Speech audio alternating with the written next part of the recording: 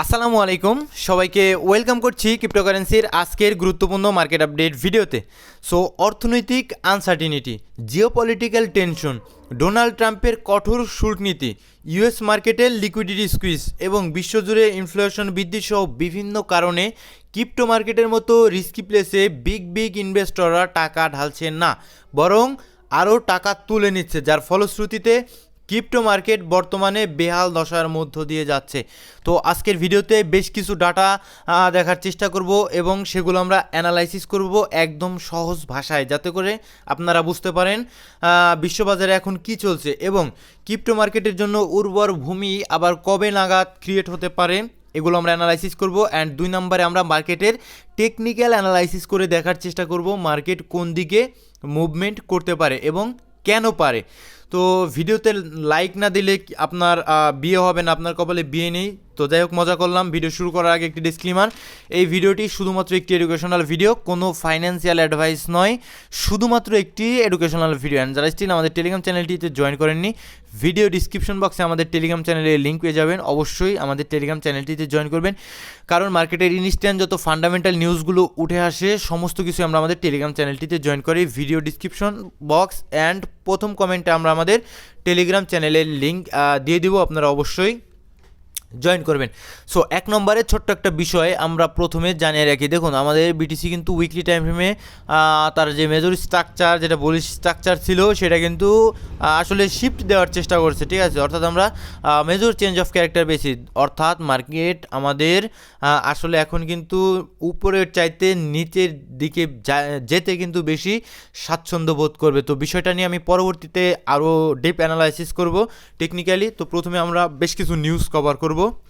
So দেখুন, প্রথমে যে নিউজটা আমরা কভার করব, ট্রেজারি সেক্রেটারি বেসেন্ট বলেছেন যে Fed will take its time on balance sheet moves, অর্থাৎ ফেড তাদের ব্যালেন্স শিটে যে আসলে বন্ড রয়েছে অ্যান্ড ভ্যালুয়েবল অ্যাসেট রয়েছে সেটা কিন্তু স্টিল ধরে রেখেছে, সেটা কিন্তু দ্রুত তারা কমাবে না। অর্থাৎ মার্কেট থেকে তারা দ্রুত ব্যালেন্স শিট কমাবে না, অর্থাৎ মার্কেট থেকে কিন্তু দ্রুত লিকুইডিটি কমানোর সম্ভাবনা কম রয়েছে।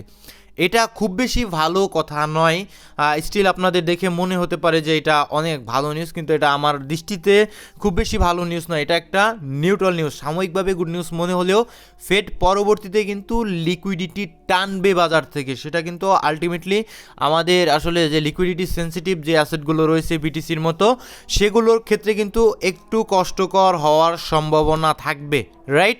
সো 2 নম্বরে আমরা যে নিউজটা কভার করব, দেখুন, হোয়াইট হাউস চাচ্ছে ডলার শক্তিশালী থাকুক, ডলারকে তারা শক্তিশালী করতে চাচ্ছে, কিন্তু ইনভেস্টররা এখন ডলারে খুব বেশি ভরসা করতে পারছে না, তারা আসলে দূর থেকে অবজার্ভ করছে, ঠিক আছে। এখন হোয়াইট হাউস যদি ডলারকে শক্তিশালী করার জন্য কোনো পদক্ষেপ নেয়, যেমন রেট হাইকের মতো কোনো পদক্ষেপ নিলে, সেক্ষেত্রে আলটিমেটলি সরাসরি একদম গোল্ড অ্যান্ড বিটিসিতে এর নেগেটিভ প্রভাব কিন্তু আমরা দেখতে পারবো, ঠিক আছে।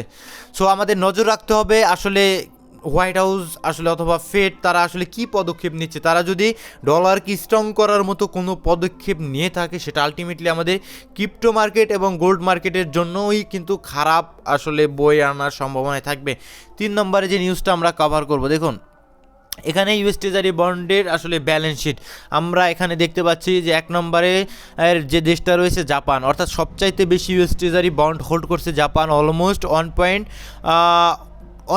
অর্থাৎ $1202 বিলিয়ন সমমূল্যের ইউএস ট্রেজারি বন্ড কিন্তু আমরা দেখতে পাচ্ছি জাপান হোল্ড করছে, এবং প্রতিনিয়ত জাপান কিন্তু আসলে ইউএস ট্রেজারি বন্ড বাই করে। আমরা দেখতে পাচ্ছি ব্যালেন্স শিটে কিন্তু তাদের প্রতিনিয়ত ইউএস ট্রেজারি বন্ড বৃদ্ধি পাচ্ছে, অর্থাৎ তারা কিন্তু বাই করার চেষ্টা করছে। 2 নম্বরে আমাদের ইউকে, অর্থাৎ আমাদের যেটা যুক্তরাজ্য রয়েছে, তারাও কিন্তু বিশাল পরিমাণে অ্যামাউন্টের ইউএস ট্রেজারি বন্ড হোল্ড করে, কিন্তু আমাদের দেখার বিষয় এটা নয়, আমাদের দেখার বিষয় চায়নাতে আপনারা দেখতে পাচ্ছেন যে ইউএস ট্রেজারি বন্ড চায়না কিন্তু আস্তে আস্তে স্লোলি কিন্তু ছেড়ে দেওয়ার চেষ্টা করছে ইউএস ট্রেজারি বন্ড, তারা কিন্তু সেল দেওয়ার চেষ্টা করছে। যদি ব্যালেন্স শিটে দেখেন, আমরা 2024 সালেও দেখতে পেয়েছি $768 বিলিয়ন সমমূল্যের ইউএস ট্রেজারি বন্ড তারা মানে হোল্ড করতো, বাট পরবর্তীতে ব্যালেন্স শিট আমরা দেখতে পাচ্ছি কমে যাচ্ছে, অর্থাৎ তারা কিন্তু ইউএস ট্রেজারি বন্ড সেল দিচ্ছে। এর কারণটা কি কারণে তারা ইউএস ট্রেজারি বন্ড সেল দিচ্ছে? এর কারণটা হলো একমাত্র কারণ ইকোনমিক আনসার্টিনিটি। চায়না আসলে চাচ্ছে না ডলারের উপর খুব বেশি ভরসা রাখতে, এবং তারা আমরা দেখতে পাই প্রতিনিয়ত গোল্ডের ব্যালেন্স শিট তারা বাড়াচ্ছে, গোল্ড অ্যাকুমুলেট করছে, গোল্ডকে তাদের রিজার্ভে আরও বেশি বাড়ানোর চেষ্টা করছে। অ্যান্ড এর অন্যতম আরেকটা কারণ, আমাদের ইউএস ন্যাশনাল ডেপ্টের দিকে যদি লক্ষ্য করেন সেক্ষেত্রে আমরা দেখতে পাচ্ছি 38 ট্রিলিয়নের উপরে, এবং তারা আসলে অ্যাকচুয়ালি চায়না আসলে রিস্ক নিতে চাচ্ছে না। এই কারণেই কিন্তু আমরা মূলত গোল্ডে এই সময়টাতে বিশাল একটা স্পাইক দেখতে পেয়েছিলাম, কারণ China US treasury bond sell দিয়ে তারা গোল্ডকে আসলে চুজ করার চেষ্টা করছে।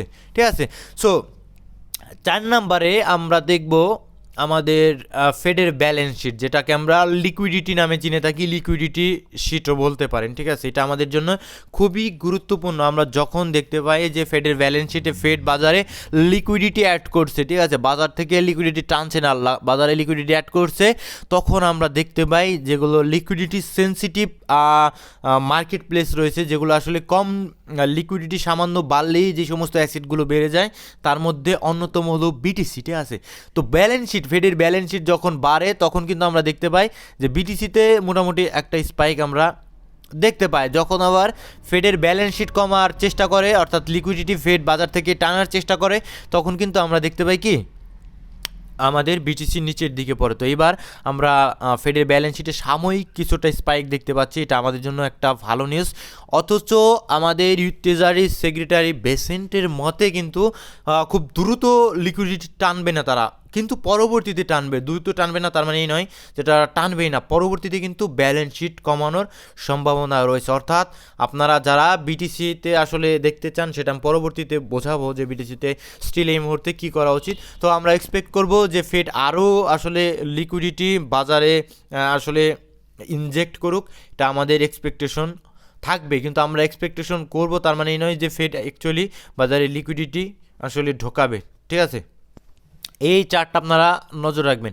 সো 5 নম্বরে সবচাইতে ভয়ঙ্কর যে ব্যাপারটা আমাদের মার্কেটের জন্য, এটা আমার কাছে খুবই খারাপ মনে হচ্ছে। দ্যাটস ওয়াই কিন্তু আমার সাজেশন, আপনারা অল্প অল্প বিটিসি রাখলেও আপনাদের মেজর ইনভেস্টমেন্টের টাকাটা আপনারা হয়তো বা হাতে ধরে রাখা উচিত। আমাদের শুধুমাত্র এসপিএক্সের চার্ট, যেটা ইউএস স্টক মার্কেটের টপ 500 স্টকের কিন্তু একটা ইন্ডিকেটর বলতে পারেন এসপিএক্স, S&P 500, তো এইটা কিন্তু একটা বেয়ারিশ ফ্ল্যাগ এই মুহূর্তে আমরা দেখতে পাচ্ছি, তাও উইকলি টাইম ফ্রেমে, লঙ্গার টাইম ফ্রেমে, অর্থাৎ দীর্ঘদিনের জন্য আমাদের এসপিএক্স কিন্তু আবার ফল ডাউন করার একটা সম্ভাবনা এখানে ক্রিয়েট হয়ে যেতে পারে। সো আমরা যদি প্রাইস দেখি, প্রাইস হাই ক্রিয়েট করছে, অথচ আমরা যদি আরএসআই যদি দেখি, এখানে একটা বেয়ারিশ ডাইভারজেন্স ক্রিয়েট হয়েছে। আরএসআইতে আমরা দেখতে পাচ্ছি যে লোয়ার লো ক্রিয়েট হচ্ছে, অর্থাৎ ক্লিয়ার একদম পরিষ্কার বেয়ারিশ ডাইভারজেন্স কিন্তু আমরা দেখতে পাচ্ছি এসপিএক্স 500-এ ক্রিয়েট হয়েছে। দ্যাটস ওয়াই বড় বড় ওয়ারেন বাফেট সব বাজারে যারা বড় বড় মার্কেট মেকার রয়েছে, তারা কিন্তু বিভিন্ন স্টক থেকে স্লোলি বের হওয়ার চেষ্টা করছে, যেটা আপনাকে বলে কয়ে তারা বের হবে না যে ভাই অমুক ভাই আমি কিন্তু এই স্টকটা সেল দিচ্ছি, তুমিও সেল দাও, এটা তারা বলে কয়ে বের হবে না। তারা আস্তে আস্তে কিন্তু বের হয়ে যাওয়ার চেষ্টা করছে, এবং তাদের পোর্টফোলিওর মেজরের একটা অংশ কিন্তু তারা আসলে হাতে রাখার চেষ্টা করছে। যখন আবার বাজারে কোনো বড় ধরনের ধস নামবে, তারা কিন্তু এগেইন আসলে ঢোকার চেষ্টা করবে। তো আপনারাও কিন্তু তাদের সাথে চলার চেষ্টা করবেন।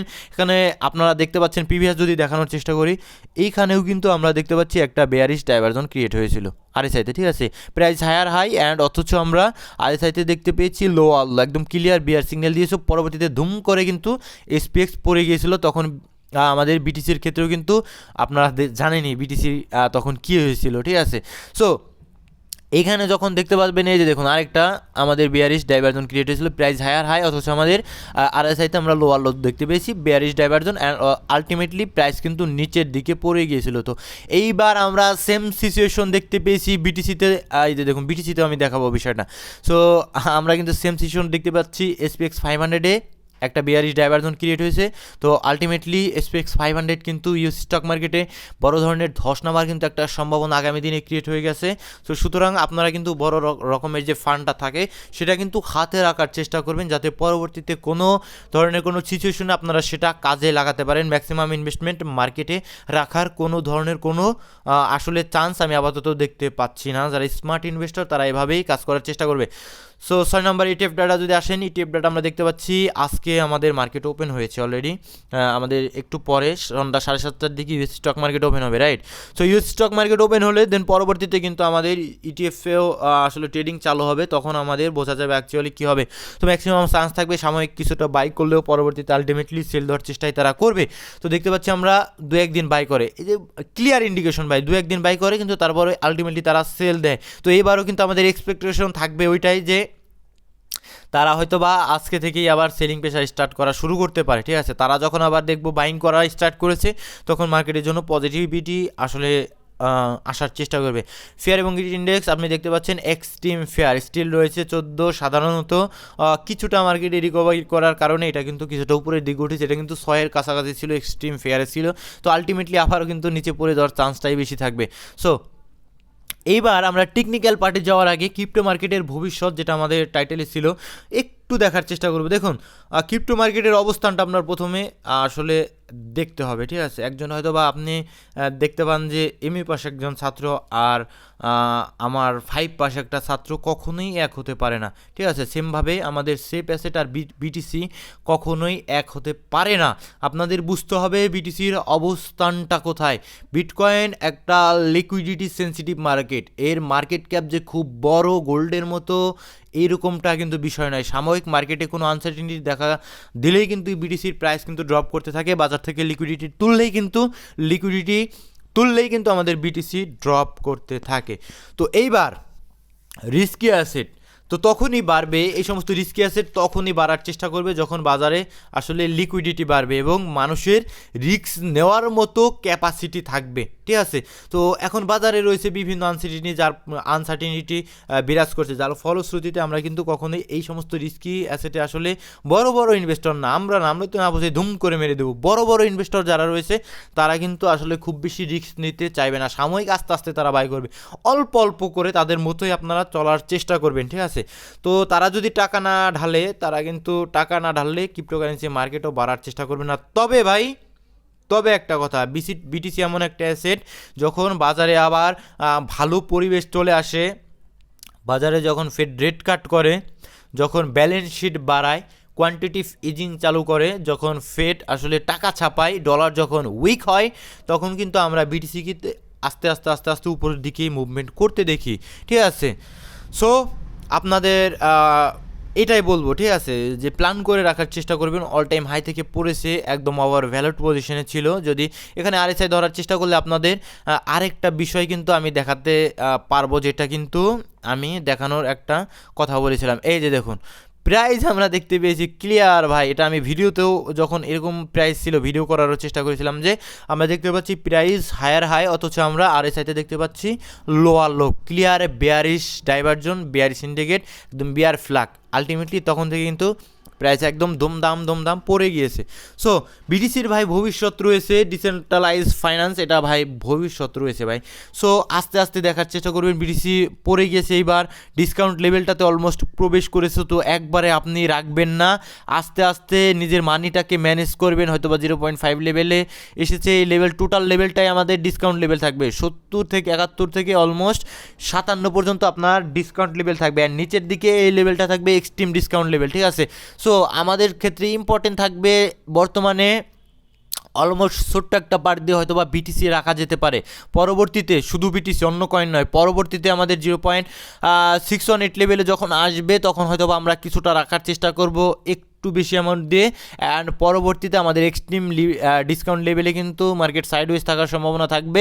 দেন পরবর্তীতে কিন্তু আমরা এই জোনটাতে বড় ইনভেস্টররা কিন্তু স্লোলি অ্যাকুমুলেট করার চেষ্টা করবে, সাথে আমরাও করব। দেন পরবর্তীতে যখন এক্সপেনশন দিব, আলটিমেটলি প্রফিটটা তখন বুক করতে হবে। আর ওইভাবে সিজেটের কথা শুনে 10 লাখ যাবে, 20 লাখ যাবে, ওই রকম চিন্তা ভাবনা করে আসলে এই মার্কেট প্লেসে আসলে আপাতত আপনার জন্য এই মার্কেট প্লেস নয়। বিটিসি নিয়ে খুব বেশি টেনশন করার খুব বেশি কারণ আমি আপাতত দেখতে পাচ্ছি না। ভার্চুয়াল গোল্ড আগামী দিন হয়তো বা রিকভার করার চান্স থাকবে, ঠিক আছে। অন্য অ্যাসেট আরও রিস্কি ভাই, ঠিক আছে। যেগুলো অল্টস কয়েন রয়েছে ওগুলো তো একদম লেদানি দেয়, ঠিক আছে। সামান্য মার্কেট থেকে কোনো হেরফের হলে ওগুলো লেদানি দেয়, তো ওইগুলো থেকে দূরে থাকবেন। চাইলে বিটিসির মতো অ্যাসেটগুলোতে থাকার চেষ্টা করবেন, ঠিক আছে। গোল্ড সিলভার ওভার হিটিং একদম গরম হয়ে আছে, ওইদিকে আপনাদের আপাতত নজর দেওয়ার কোনো চান্স নেই, ঠিক আছে। সো এবার আমরা টেকনিক্যালে আসলে 1 মাসের টাইম ফ্রেমে আমরা ডিসকাউন্ট লেভেলটা অলমোস্ট মার্ক করে দিয়েছি। আর কিছু একটা যদি মার্ক করি সেক্ষেত্রে আমাদের বিয়ারিশ ইমব্যালেন্স তখনই ক্রিয়েট হয় যখন স্মার্ট মানি বড় বড় ইনভেস্টর মার্কেটে সেল দেয়। সো আমরা দেখতে পাচ্ছি বড় বড় ইনভেস্টর মার্কেটে সেল দিয়েছে বিয়ারিশ ইমব্যালেন্স, অ্যান্ড দেন সেই বিয়ারিশ ইমব্যালেন্সের যে প্রাইসটা ছিল সেটাকে ব্যালেন্স করে জাস্ট ট্যাপ করে বিয়ারিশ ইমব্যালেন্স থেকে ফল ডাউন করেছে। মার্কেট লঙ্গার টাইম ফ্রেমে নিচের দিকে যেতে চায়, মান্থলি টাইম ফ্রেমে আরেকটা বিয়ারিশ ইমব্যালেন্স আমরা এখানে দেখতে পাচ্ছি। মার্কেট এখানে আবার ট্যাপ করলেও কিন্তু খুব বেশি বুলিশ হয়ে যায় না যে একদম মার্কেট চাঁদে জ্বলে যাবে, ওরকম কোনো বিষয় নয়। ট্যাপ করলেও কিন্তু এগেইন চান্স থাকবে নিচের দিকেই এগেইন পড়ে যাওয়ার অ্যাজ এ মান্থলি টাইম ফ্রেমে, ঠিক আছে। অ্যান্ড উইকলি টাইম ফ্রেমে যদি আমরা আসি, উইকলি টাইম ফ্রেমে আমাদের এটা উইকলি টাইম ফ্রেমের বিয়ারিশ আরেকটা ইমব্যালেন্স। তো এই জোনের মধ্যে যখন প্রবেশ করবে নিচে আরেকটা ইমব্যালেন্স রয়েছে, তো দুইটা ইমব্যালেন্সই আপনারা নজর রাখবেন, ঠিক আছে। 6 দিন রয়েছে, যদিও এটা ইমব্যালেন্স ট্যাপ করার পরে প্রাইস এগেইন রিজেক্ট হওয়ার চেষ্টা করতে পারে। অ্যান্ড আমরা এক্সপোনেনশিয়াল মুভিং অ্যাভারেজ নয়, আজকে সিম্পল মুভিং অ্যাভারেজ যদি আমরা ধরার চেষ্টা করি সেই ক্ষেত্রে আমাদের এই যে এখানে 57,000 $58,000 আশপাশে আমাদের 200 উইকলি সিম্পল মুভিং অ্যাভারেজ রয়েছে। খুব ইম্পর্টেন্ট, লেভেলটা নজর রাখবেন। এই লেভেল থেকে হয়তো বা কিছুটা ধরা যেতে পারে যে বিটিসিতে, দেন কিন্তু আলটিমেটলি এখানে সাইডওয়েজ থাকবে। আর এটা ব্রেকডাউন দিলে আরও কিছুটা নিচে ম্যানিপুলেশন করার সম্ভাবনাই সবচাইতে বেশি থাকবে। আর এক্সপোনেনশিয়াল মুভিং অ্যাভারেজের কথা যদি চিন্তা করেন, উইক মেরেছে ভাই, 200 এক্সপোনেনশিয়াল উইকলি মুভিং অ্যাভারেজকে উইক মেরেছে। তো উইক যেহেতু মেরেছে, এবার দেখতে হবে এখান থেকে পুশ আপ আসে কিনা। পুশ আপ আসলে সাময়িক আমাদের এই সমস্ত ইমব্যালেন্স জোনের দিকে নজর রাখতে হবে, আলটিমেটলি দেন পরবর্তীতে নিচের দিকে পড়ে যাওয়ার সম্ভাবনা রয়েছে। তো বিয়ারিশ জোনগুলো আমার মার্ক করা রয়েছে। এবার চার্টে যদি আসেন, মার্কেট কিন্তু স্টিল বিয়ারিশ রিটেস্ট করেনি। যদি সর্বোচ্চ পাম্প করে আমাদের এখানে 150 ডেইলি মুভিং অ্যাভারেজ রয়েছে এই পর্যন্ত, এটা আরও নিচে নামবে, ঠিক আছে। রিটেস্ট করতে করতে আরও নিচে নামবে, ওই যে ভাই 70, 71, 72, 74 পর্যন্তই আমাদের বিয়ারিশ রিটেস্ট হিসেবে থাকবে। অ্যান্ড ফিবোনাকি রিটেস্টমেন্ট অনুযায়ী আমাদের ডেইলিতে কিন্তু বিয়ারিশ রিটেস্টমেন্ট লেভেল থাকবে অলমোস্ট 74 থেকে ওই 75, 76 পর্যন্তই বিয়ারিশ রিটেস্টমেন্ট লেভেল থাকবে।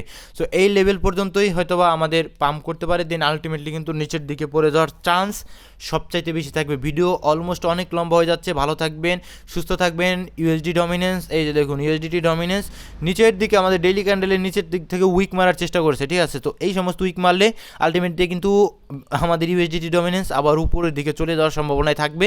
মার্কেটে কিন্তু সব দিক দিয়েই বিয়ারিশ। ভালো থাকবেন, সুস্থ থাকবেন। এই ভিডিওটি শুধুমাত্র একটি এডুকেশনাল ভিডিও, কোনো ফাইন্যান্সিয়াল অ্যাডভাইস নয়। আসসালামু আলাইকুম ওয়া রাহমাতুল্লাহি ওয়া বারাকাতুহু।